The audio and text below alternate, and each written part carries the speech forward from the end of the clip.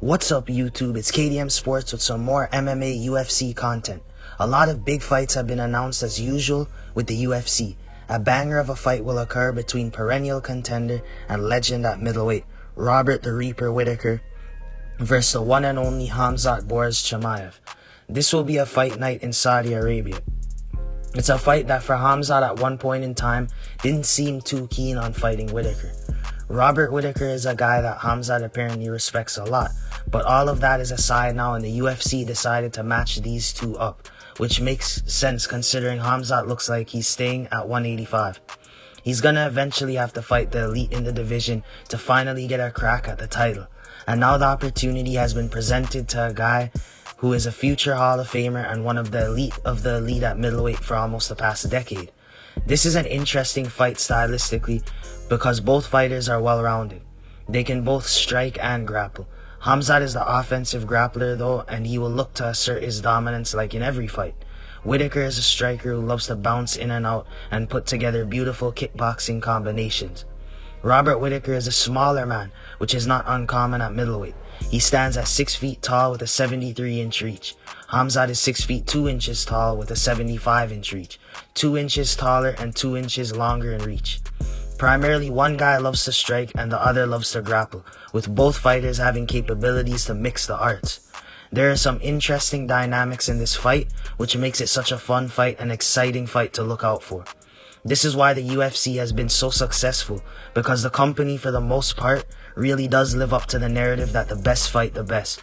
Robert Whittaker, as we know on the fight, has the feints and the blitzing as well as the punch-kick combos. The one weakness that has stayed consistent in his career is that he can become predictable with his blitzing entries.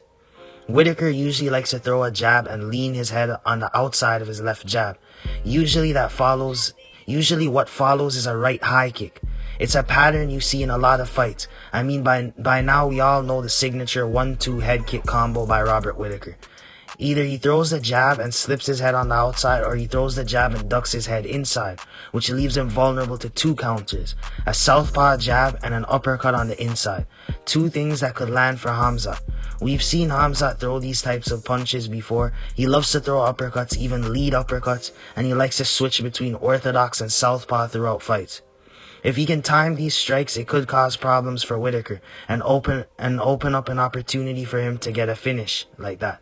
We've seen in Whittaker's last loss where Dricus was able to time him and finish him. Whittaker is a fast striker though, so it's easier said than done when you're stepping in there with a fighter of the caliber of Robert Whittaker. We'll truly see if Khamzat is championship material, as this is also his first 5-rounder. Khamzat is still young at 29 years of age, and this will be his 14th pro MMA fight. We still don't truly know the extent of Khamzat's potential because he always seems to have some issues going into fights, whether that's health related or the fact that he's only participated in 3-round fights so far. So it'll be interesting to see his approach in this 5-round fight, how he paces himself.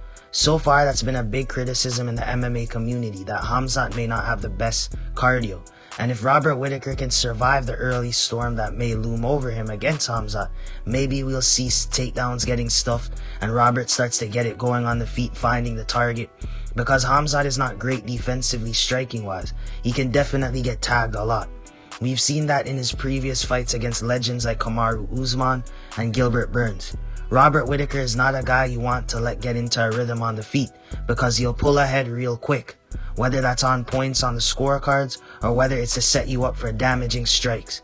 The X factor in this matchup for me is if Khamzat can impose his will on Rob in the grappling department. Robert Whittaker has gone up against elite grapplers in the past like Yoel Romero and Jacare Souza, but of course those guys were from the previous generation of middleweights. These new grapplers like Khamzat and Dricus possess more versatility, while someone like Romero is an accomplished freestyle wrestler at the Olympic level.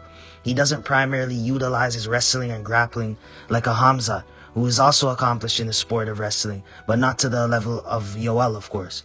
MMA is called mixed martial arts for a reason though. It's different, as we all know by now.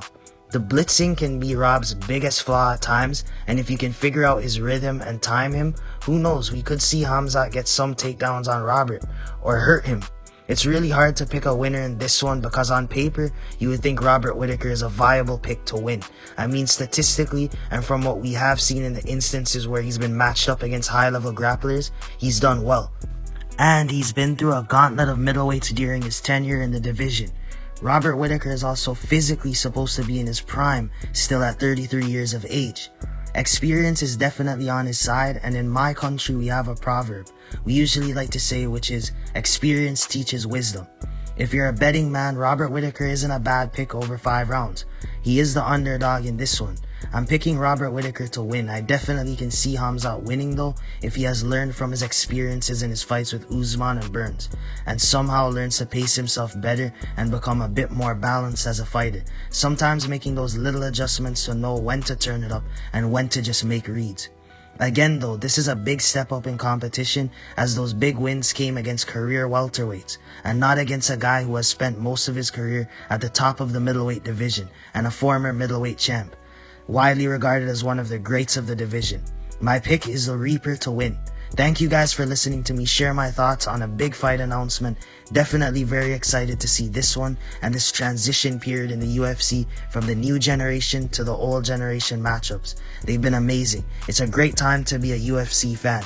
Make sure to subscribe, like, share, and if you've got any opinions, feel free to leave it in the comment section below.